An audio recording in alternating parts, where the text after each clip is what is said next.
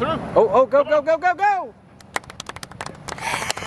Howdy, and welcome to the Texas Bucket List. My name is Shane McAuliffe, and doing this show is a blessing. Living in the Lone Star State is a joy. Having the freedoms and opportunities we do as a country is a privilege. And it's all thanks to the folks who fought for that right. We always honor veterans here on the Texas Bucket List, and this week we dedicate 3 stories to places that honor those fine folks. And we start in Buda, at a mini golf course that's got a great lesson.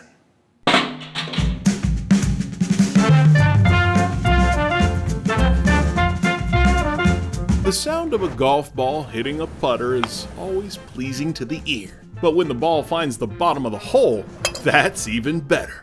For people who play putt-putt golf, that's pretty much the only task at hand.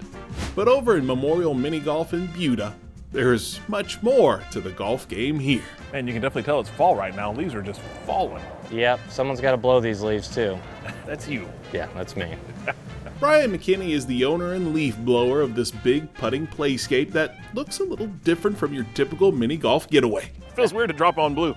Here there's a mix of green, blue, black, and tan, making up 18 holes that are dedicated to the veterans of World War II. My favorite hole is probably the submarine Atlantic blockade hole. Okay. Yeah, you guys will have to try it.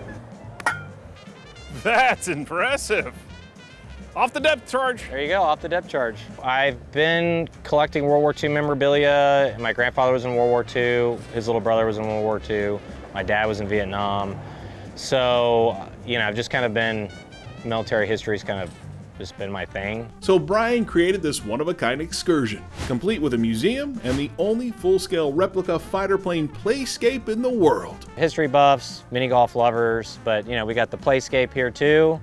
I mean, you could almost spend a half day here in itself. Brian's inspiration to create this colorful place to putt around actually came to him in a dream. I had a pretty vivid dream that my wife and I and kids were playing on a World War II themed miniature golf course. It was a little bit different how this turned out, but I woke up and said, it was a calling to try to figure something out, to create an interactive environment, to not forget this generation, and mini golf was it. So it was on the island hopping campaign that we went to Iwo Jima. Correct. Okay. Yep. Each hole is dedicated to particular parts of the war and the people who fought it. So hole number 1 starts where? Hole number 1 starts Blitzkrieg, which is, the technical start of World War II. And then it just runs down the chronological order. Bomb hits are actually where the bombs hit on the real USS Arizona that sank it. And then the hole is dedicated to a veteran who trained with the Navy on Pearl Harbor. Then there's the hole that's dedicated to Normandy, and it's a beast. The longest hole in the world. Yeah. That's awesome. Yeah. Woo! Uh-oh, bounce off. Yeah, good kick. That's actually a really good shot. Yes. So it's the longest par 5. There's actually a place in the Northeast that has the world's longest hole, but it's a par 12. Oh, wow. Oh, go, go, go, go, go!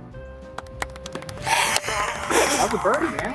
While this is fun, it's actually quite a lesson in what happened during the war and those who contributed throughout. Getting these younger generations to learn what these guys did outside of what just their Texas history book teaches, but more of the details that we have with the veterans dedicated to the holes and the additional history that we added to the placards. One of those veterans featured is Abilenian Huey Lamb. The playscape is a replica of his plane. And inside the museum at Memorial Mini Golf, you'll find a collection of his things. So this is all of his flight gear. Wow. So everything in here is in this picture next to this plane, which is a P-47 Thunderbolt. And he shot down the world's first operational jet fighter aircraft. That's amazing. Yeah. And that was right after his 19th birthday. Gosh. I mean, actually, he was 19, he was about to be 20. So They don't say the greatest generation that ever lived for nothing. yeah, it's pretty remarkable. Oh, those it guys really is. were amazing. And you'll find the uniform of Dorothy Lucas, who served as a woman Air Force service pilot. This one gets overlooked, I think, a lot in history, where all the able-bodied guys that could fight went overseas, and who was making and helping with the war production, in the United States, and they stepped up big. Guys our age, we kind of grew up with this generation, with it being our grandparents' World War II hearing these stories. What's it like to see kids now who are in their teens whose grandparents didn't have these stories and learning from things like this? It's pretty cool, especially when they go from the course into the museum. And I hear a lot of parents saying, that's what your great-grandfather did, or that's what your great-grandfather flew. And then they go, whoa, like they're just, that kind of makes it all worthwhile when you hear the wow factor of, wow, that's what my great-grandfather did. He's like, that's what he flew. Wow, it's really neat to hear that. Saluting the greatest generation that ever lived is always easy. But to do it while playing golf and learning about the toughest war of all time is an easy stop for the most part. Hey! Oh, hey. Hopping a skip? Uh-oh, uh-oh, uh-oh. Yep. On the Texas bucket list. It's not huge like the Nimitz Museum or the Smithsonian, but you're getting a huge chunk of history at every hole.